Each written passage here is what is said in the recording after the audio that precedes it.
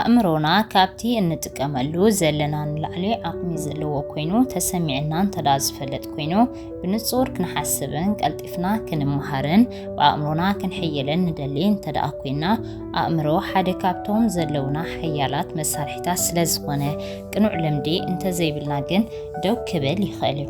ኣብዚ ቪድዮ ኣእምሮና ንምዕባይ ትኹረት ንምምሕያሽን ምሉእ ዓቕምና ንምኽፋትን ዝሕግዙ ኣገደስቲ መገድታት ክንደስስ ኢና። ኣእምሮ ከም ጭዋዳዩ ብዝያዳ ብዝፈታተናዮ መጠን ይሕየል። መጽሓፍ ምንባብ ሓደስቲ ክእለት መምሃርን ፍልጠት ምድላይን ኣተሓሳስባና ንምስፋሕ ይሕግዘና። ዕውታት ሰባት ካብ መምሃር ኣየቋርጹን እዮም። መጽሓፍቲ ይኹን ፖድካስት ወይ ኮርሳት መዓልታዊ ጥበብ ኣብ ምርካብ ግዜ የፍሩ። ከምቲ ሓደ እዋን ኣልበርት ኣንስታይን ዝበሎ ኣእምራዊ ዕብየት ክትውለድ ከለኻ ክጀምርን ምስ ሞት ጥራይ ክቋረጽን ኣለዎ። እቲ ካልኣይ ሓንጎልና ንኣተኩሮን ስነስርዓትን ነሰልጥኖ። ኣብዛ ትኹረትና ዝሰርቕ ነገራት ዝመልአት ዓለም ኢና ንነብር ዘለና። ማሕበራዊ መራኸቢታት መፋለጥታትን መወዳእታ ዘይብሉ መዘናግዕን ንኣእምሮና ፀዓት ከውፅእ ይኽእል እዩ። ኣእምሮና ከነዕብዮን ተዳደሊና ኣብ ነብስና ትኹረት ምግባር ንለማመድ። ዓሚቕ ስራሕ ንፈትን። ኣብ ዘይተረበሸ ትኹረትና ኣብ ዘይሰርቕ ቦታ ብምፍላይ ግዜ ንሕልፍ። ኣስተንትኖን ኣእምራዊ ምትእስሳርን እውን ንናይ ኣእምሮ ምትፍናን ንምጽራይ ትኹረት ንምምሕያሽን ይሕግዝ እዩ። ብንእሽተይ ንጀምር። ኣብ መዓልቲ 10 ደቓይቕ ጥራይ ዓብይ ለውጢ ከምጽእ ይኽእል እዩ። እቲ ሳልሳይ ብሓድሽ ተመክሮታት ንኣእምሮኻ ምብዳሕ እዩ። ዕብየት ዝፍጠር ካብቲ ምቾትካ ወጻኢ ኣእምሮኻ ምስትእዝዝ እዩ።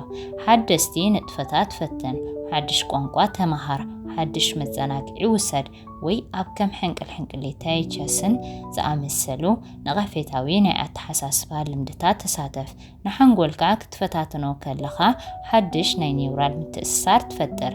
እዚ ድማ ኣእምሮኻ ዝያዳ በሊሕን ተዓጻጻፍን ይገብሮ። እቲ ራብዓይ ናይ ዕብየት ኣተሓሳስባ ምምዕባል እዩ። ኣተሓሳስባኻ ንዓወትካ ዝውስኖ። ናይ ዕብየት ኣተሓሳስባ ማለት ብጻዕርን ጽንዓትን ክትመሓየሽ ከም እትኽእል ምእማን እዩ። ኣተሓሳስባኻ ንዓወትካ ዝውስኖ።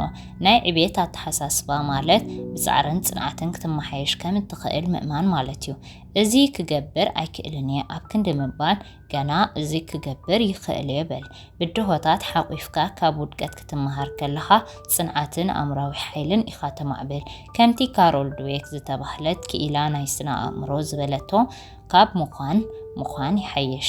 ምዕባለኻ ቀጽል። እቲ ሓምሻይ ኣእምሮኻ ንኽበስል ንኣካላትካ ትኸነኸን። ኣካላዊ ጥዕናኻ ኣብ ኣእምራዊ ብቕዓትካ ብቐጥታ ይጸልዎ እዩ። ምንቅስቓስ ኣካላት ዋሕዚ ደም ናብ ሓንጎል ይውስኽ። ንዝኽረን ኣእምራዊ ስራሕን ይመሓይሽ።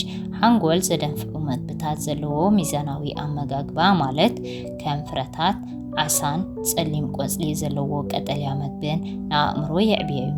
ድቃስ ድማ ኣይትረስእ። ሓንጎልካ ኣብ ዝበለጸ ደረጅኡ ንኽሰርሕ ዕረፍቲ የድልዮ። ንጥዕናኻ ቀዳምነት ሃቦ። ኣእምሮኻ ድማ ከመስግነካ እዩ። ኣብ መወዳእታ ሎሚ ስጉምቲ ውሰድ። ኣእምሮኻ ምዕባይ ብዛዕባ ዕድል ኣይኮነን፣ ብዛዕባ ልምድታት እዩ። ሓንጎልካ ብፍልጠት መምጋብ። ትኹረትካ ኣስልጥን።